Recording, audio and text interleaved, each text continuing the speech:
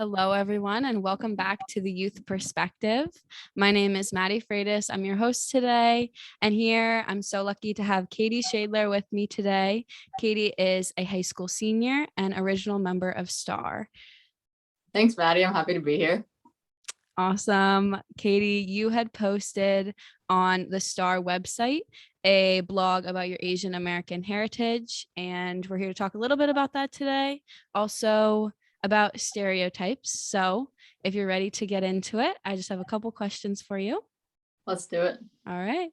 My first question is, Katie, how do you feel stereotypes or stereotyping has impacted your life specifically at a predominantly white institution?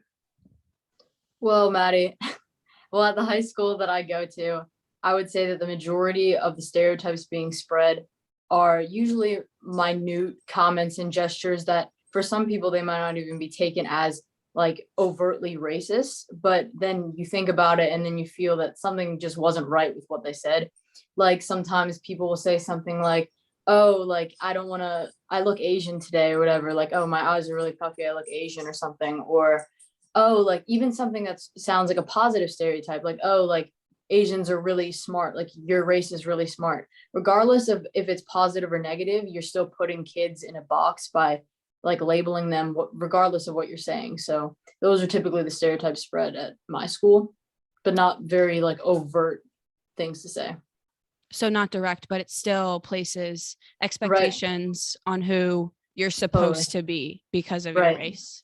Right. They're minute, but they still have a very similar great impact on you as to anything that they would have said, even if it was bigger than that. Right. So small comments towards racism can still play the same role that a big open racist comment would play. It still does the same amount of harm. Right, exactly.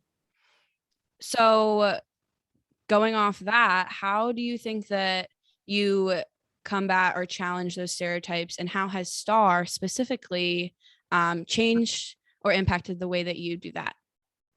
I would say that STAR, it hasn't even taught me to be this perfect anti-racist person who has these purely unconscious perfect thoughts. It's more like I have become more aware of my own prejudice against people and the fact that this is something that we should normalize, that even though we're all good people, we all have these prejudices. And I think the importance of it is just to recognize that we have them and acknowledge that we have them and just try to be more of conscious, active thinkers and try not to say everything that comes to mind and recognize that what you feel is inaccurate and try to have actions that do not reflect the way you feel. Right. So actively trying to not go with those stereotypes, but acknowledge that they're there, but they're not accurate, and that we can change what we think about people. Right. All right. Katie, that's all I have for you today. I really appreciate you hopping on with me, and we're so excited to kick off the Youth Perspective, our new STAR podcast. So thank you so much. Thanks, Maddy. Appreciate it.